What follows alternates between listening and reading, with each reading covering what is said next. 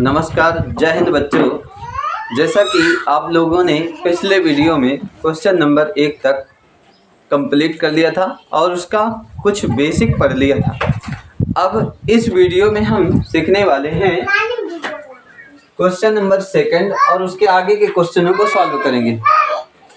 तो ध्यान दीजिएगा। तो यहाँ पर बेटा क्वेश्चन नंबर 2 दिया गया है 4s² माइनस का 4s प्लस का 1। इस तरह से हमें क्वेश्चन नंबर 2 दिया गया है। चलिए तो इसको सॉल्व करते हैं। तो बच्चों सबसे पहले हम यहाँ पर ax² प्लस का bx प्लस c से तुलना करेंगे, कंपैरिजन करेंगे। तो यहाँ पर से तुलना कर लेते हैं बेटा। तुलना कर लिया तो तुलना करेंगे तो a का मान क्या प्राप्त हो जाएगा बेटा। यहाँ पर हमें जो इसके गुणांक प्राप्त होंगे, गुणांक तो ध्यान दीजिएगा। यहाँ पर a की जगह में 4 है, a बराबर 4 आ जाएगा। और यहाँ पर b की जगह -4 है, b की जगह -4 आ जाएगा। और c की जगह बेटा क्या है, 1 लिखा गया है, c बराबर 1। ठीक है, तो इस तरह से हमें इसके गुणांक प्राप्त हो गए। अब इस क्वेश्चन के चलो तो गुणनखंड करेंगे। तो इस क्वेश्चन की गुणनखंड करते हैं बेटा। तो गुणनखंड करेंगे तो शून्यक प्राप्त होंगे, क्योंकि शून्यक निकालना है। तो गुणनखंड कर लेते हैं। तो गुणनखंड करेंगे तो ध्यान दीजिएगा।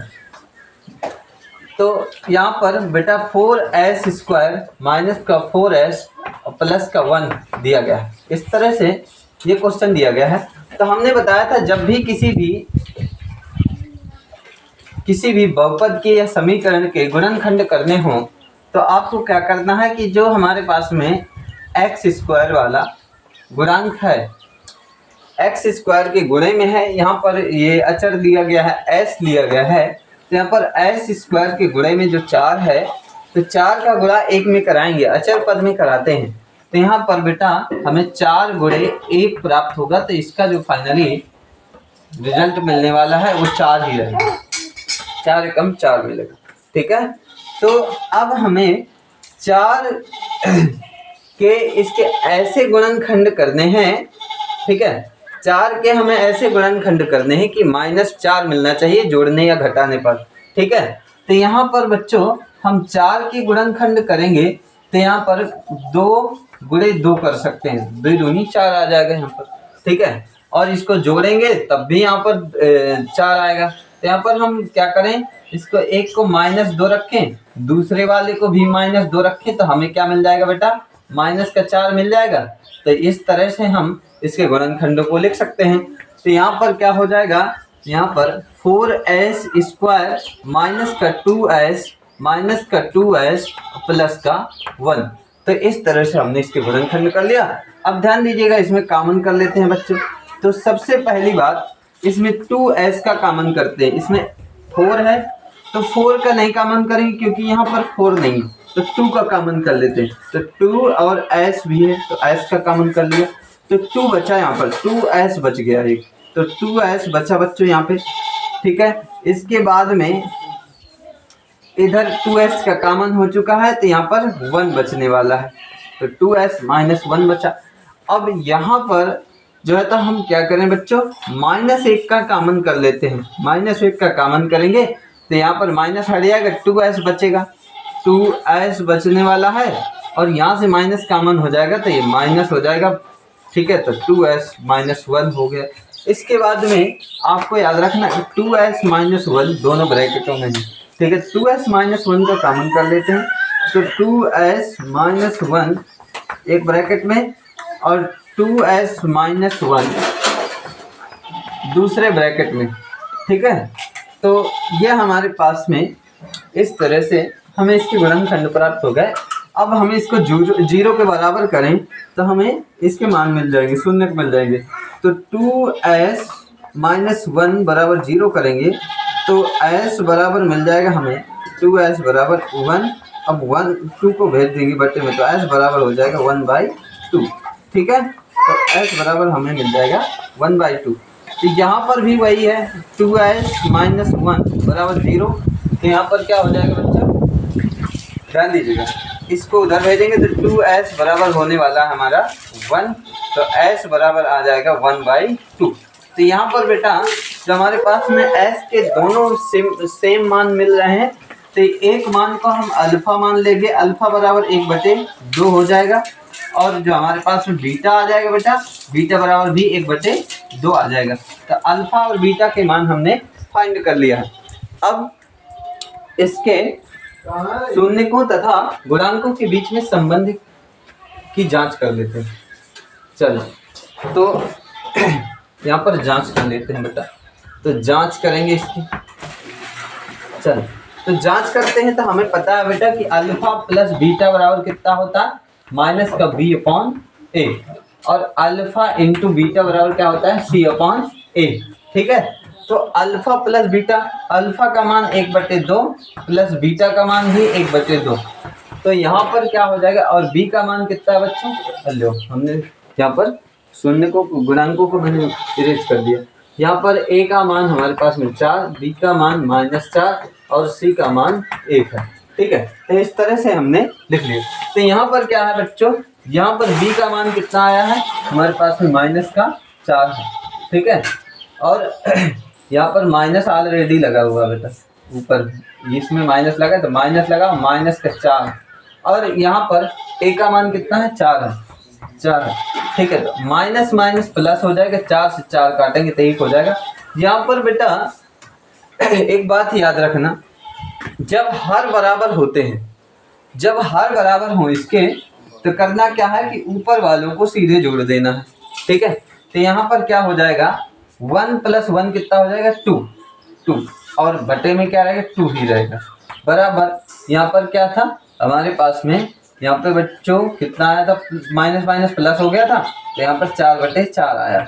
तो 2 से 2 काटेंगे तो 1 आएगा, और 4 से 4 काटेंगे तब भी 1 आएगा।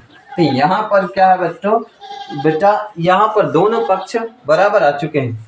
अब ध्यान दीजिएगा, अब यहाँ पर अल्फा इंटू बीटा बराबर क्या होता है, अल्फा का मान 1/2 और बीटा का मान भी 1/2 प्राप्त हुआ है, और c का मान कितना है बच्चों, यहाँ पर c का मान हमारे पास में 1 प्राप्त हुआ है, और a का मान कितना है, 4 है। अब इनका गुणा करा दो, ऊपर ऊपर का गुणा, नीचे नीचे का गुणा, तो 1 कम 1 तो 2 4, तो 1/4 बराबर 1/4। तो इस तरह से हमने यहाँ पर संबंधों की जांच कर ली, तो क्वेश्चन हमारा सेकंड पार्ट भी कंप्लीट होता है। चलिए तो अब नेक्स्ट क्वेश्चन को सॉल्व करते हैं।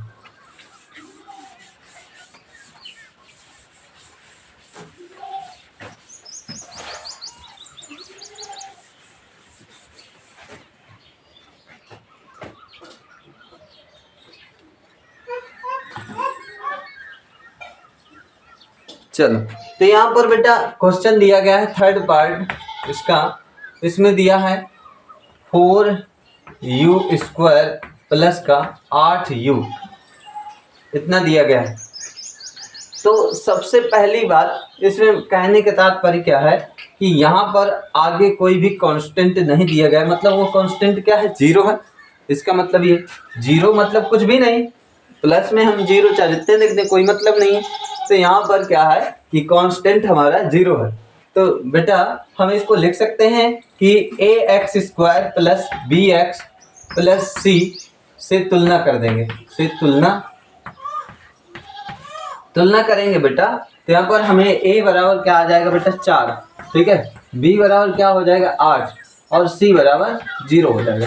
ठीक है, तो इस तरह से हमें ABC के मान प्राप्त हो जाएंगे। अब इनके शून्यक प्राप्त करने हैं तो हमें क्या करना होगा, गुणनखंड करने होंगे। तो चलो हम इसके शून्यक निकालते हैं। तो ये हमने गुणांक लिखे हैं, ये गुणांक है बेटा। चलो अब यहाँ पर शून्यक निकाल लेते हैं।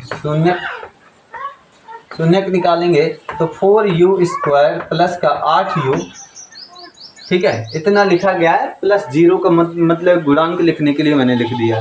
ठीक है, तो 0 कोई मतलब नहीं है। तो यहाँ पर एक काम करेंगे बच्चों कि हम यहाँ पर 4u का दोनों में कॉमन कर सकते हैं। तो 4u का कॉमन करेंगे तो यहाँ पर क्या बचने वाला है बेटा, यहाँ पर u बचेगा केवल, और यहाँ पर क्या बचेगा 4u कॉमन हो जाएगा तो केवल 2 बचने वाला है, u प्लस 2। तो यहाँ पर इसके गुणनखंड हो गए कि एक तो 4u आ गया, दूसरा हमारे पास में u प्लस 2 आ गया। अब इसके शून्य ज्ञात करने हैं तो एक बार 4u को 0 के बराबर करो, ठीक है। तो u बराबर क्या हो जाएगा बेटा, 0 आ जाएगा, क्योंकि ये 0 के बटे में जाए तो 4 आएगा, और 0 बटे कुछ भी आए वो 0 ही होता है। तो u बराबर हमारे पास में क्या आ जाएगा, 0 आ जाएगा। तो पहला शून्यक हमें 0 प्राप्त हो चुका है। अब दूसरा शून्यक प्राप्त करेंगे, u प्लस 2 बराबर 0 रखेंगे तो u बराबर हमें मिल जाएगा -2, ठीक है। तो यहाँ पर अल्फा का मान जो हमें मिलेगा वो 0 होगा, और जो बीटा का मान मिलेगा वो -2 हो जाएगा बच्चों, ठीक है। तो इस तरह से हमने शून्यक प्राप्त कर लिए इसके। तो शून्यक और गुणांकों के बीच संबंधों की जांच करते हैं। तो यहाँ पर जांच में ध्यान दीजिएगा, जांच करेंगे तो अल्फा प्लस बीटा बराबर होता है -b/a। तो अल्फा का मान 0 है, तो अल्फा का मान 0 प्लस बीटा का मान -2 है बेटा।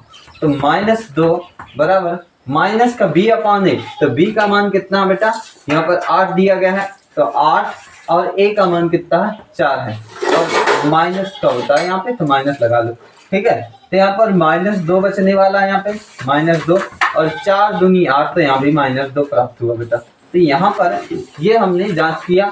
अब इसमें दूसरा जो संबंध होता है अल्फा इंटू बीटा बराबर c/a।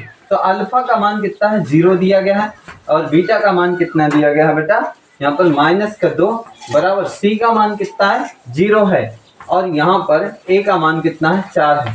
तो एक बात बताओ, 0 का गुणा कुछ भी कराएं तो वो 0 ही होता है, और 0 के बटे में कुछ भी लिखा हो वो भी 0 होता है। तो यहाँ पर दोनों पक्ष बराबर हो गए, ठीक है। इसके बाद में सॉल्व करेंगे क्वेश्चन नंबर 4। तो ध्यान दीजिएगा,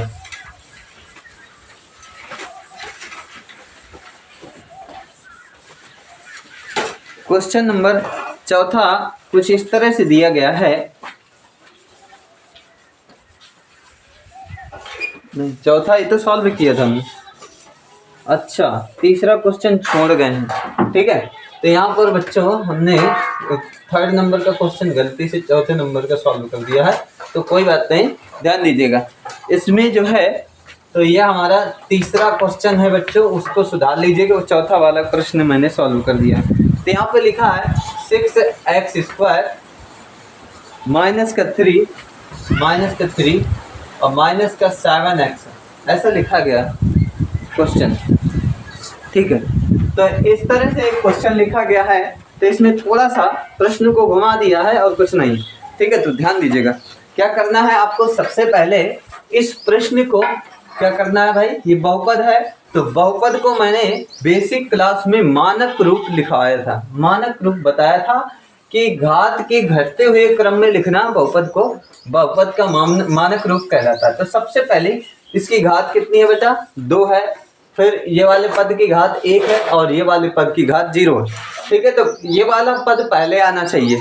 तो इस हिसाब से हम इसको सुधार करके लिखें, तो यहाँ पर 6x² माइनस का 7x -3, तो ये हमारा बहुपद का मानक रूप हो गया। तो इसको अब क्या करेंगे कि इसके जो है, तो हमने क्या किया बेटा, ax² plus bx plus c बराबर c से तुलना करेंगे, तुलना करेंगे, ठीक है। तो तुलना करेंगे तो a का मान कितना है बच्चों, a का मान 6 मिल गया, b का मान -7, c का मान -3 मिल गया, ठीक है। तो इसके गुणांक मिल गए बच्चों हमें, ये यहाँ पर गुणांक मिल गए, ठीक है। ये हमारे पास में गुणांक है, इसके गुणांक है। इसके बाद में एक बात ध्यान दीजिएगा, दूसरा यहाँ पर इसके शून्यक प्राप्त करने हैं, तो शून्यक निकालने के लिए हमें गुणनखंड करना पड़ेगा। तो ध्यान दीजिए, तो यहाँ पर 6x² माइनस का 7x -3 दिया गया है, इसके गुणनखंड करेंगे। तो सबसे पहला मैंने काम बताया है कि जो x² के गुणे में होगा वो लास्ट वाले पद में उसका गुणा कराना होगा बच्चों। तो यहाँ पर 6 का गुणा 3 में कराएंगे बच्चों, तो क्या मिलने वाला है, 6 × 3 कराएंगे, तो यहाँ पर क्या मिलने वाला बेटा, 6 × 3 कराएंगे तो हमें 18 मिलने वाला है बच्चों, ठीक है। तो 18 के इस तरह से गुणनखंड करने हैं बच्चों कि हमें जोड़ने या घटाने पर -7 प्राप्त होना चाहिए, ठीक है। तो ध्यान दीजिएगा, यहाँ पर 18 के गुणनखंड करें, ठीक है। तो यहाँ पर 18 को गुणनखंड करें तो यहाँ पर बेटा हो जाएगा 9 गुणे 2। तो अगर हम -9 में +2 करें तो -7 प्राप्त होगा कि नहीं। मतलब क्या है, यहाँ पर इसको हम माइनस का 9 कर दें, प्लस का 2 कर दें, तो बेटा माइनस का हमें क्या प्राप्त होने वाला है, यहाँ पर माइनस का 7 ही प्राप्त हो जाएगा। ठीक है, तो इस तरह से हम इसको अरेंज करेंगे तो क्या आ जाएगा बेटा, यहाँ पर ध्यान दीजिएगा, यहाँ पर आएगा 6x² माइनस का यहाँ पर 9x और प्लस का 2x माइनस का 3। तो इस तरह से हमें ये प्राप्त हो गया। अब क्या करना है, यहाँ पर 3x का कॉमन ले सकते हैं, तो 3x का कॉमन लेंगे बेटा, तो यहाँ पर 2x बचेगा, तो 2x बचेगा और यहाँ पर 3x का कॉमन हो चुका है, केवल 3 बचेगा, तो माइनस का 3 बचा यहाँ पे। और यहाँ पर क्या है, यहाँ पर +1 का कॉमन लेंगे बेटा, तो यहाँ पर 1 तो सबके गुणे में होता है, तो यहाँ पर क्या जो है वो वही रहेगा, 2x - 3 रहेगा बेटा। ठीक है, तो इस तरह से हमें ये देखो दोनों ब्रैकेट के अंदर है सेम, तो यहाँ पर एक ब्रैकेट में आ जाएगा 2x - 3 और दूसरे ब्रैकेट में 3x + 1, 3x + 1। तो इस तरह से हमने इसके गुणनखंड कर लिए। तो यहाँ पर बेटा 2x - 3 बराबर 0 करेंगे तो 2x बराबर आ जाएगा 3। तो यहाँ पर x बराबर क्या आ जाएगा, 3/2। तो यहाँ पर ये x का मान प्राप्त हो गया, मतलब ये हमें अल्फा का मान मिल गया बच्चों, अल्फा बराबर 3/2 आ गया। इसके बाद में ध्यान दीजिएगा, यहाँ पर 3x + 1 बराबर 0 करेंगे तो 3x बराबर आएगा -1, तो x बराबर क्या आ जाएगा बच्चों, यहाँ पर -1/3 आ जाएगा। ठीक है, तो ये हमारा दूसरा मान प्राप्त हो गया x का, तो ये बीटा का मान प्राप्त हो गया बेटा 1/3 माइनस का, 1/3 प्राप्त हो गया माइनस का। अब इसमें शून्यकों तथा गुणांकों के बीच में संबंध की जांच कर लेते हैं बच्चों। ठीक है, तो शून्यकों तथा गुणांकों के बीच में संबंध की जांच करते हैं। तो आपको पता है यहाँ पर जांच करनी है, तो जांच करने के लिए हमें पता है बच्चों क्या होता है कि अल्फा प्लस बीटा बराबर होता है,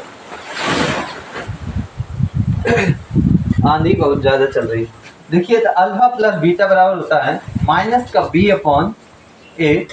ठीक है, और अल्फा इंटू बीटा बराबर होता है बेटा c/a। आपको सूत्र याद हो गया होगा, उम्मीद करता हूँ। यहाँ पर ध्यान दीजिएगा, अल्फा का मान कितना है बच्चों, 3/2, और हमारे पास में जो बीटा का मान है बेटा -1/3 दिया गया, बराबर बी का मान कितना बेटा, बी का मान हमारे पास में -7 है। ठीक है, और यहाँ पर सी का मान 3 दिया गया, 3। ठीक है, तो अब क्या करना है आपको, b/a होता है, सी का मान कहाँ से लग गया, a होता है, a का मान कितना है, 6 है। चलो, तो अब क्या करना है बेटा, इसमें एलसीएम लेना होगा हमको, तो एलसीएम लेंगे तो कितना आ जाएगा, तो 3 का गुणा 3 में करा तो 9 आ जाएगा, यहाँ पे 9, 2 का गुणा 1 में कराओ तो 9 - 2, और बटे में कितना आने वाला है बेटा, 3 दूनी 6। ठीक है, तो 9 में 2 गए 7 प्राप्त होने वाला, यहाँ पर माइनस प्लस हो जाएगा, तो यहाँ पर प्लस का 7/6 आ जाएगा, और यहाँ पर 9 में 2 चले जाएंगे तो 7/6 ही प्राप्त होंगे, तो 7/6 बराबर 7/6 ये हमें मिल गया बच्चों। तो इस तरह से हम इस क्वेश्चन को सॉल्व करेंगे।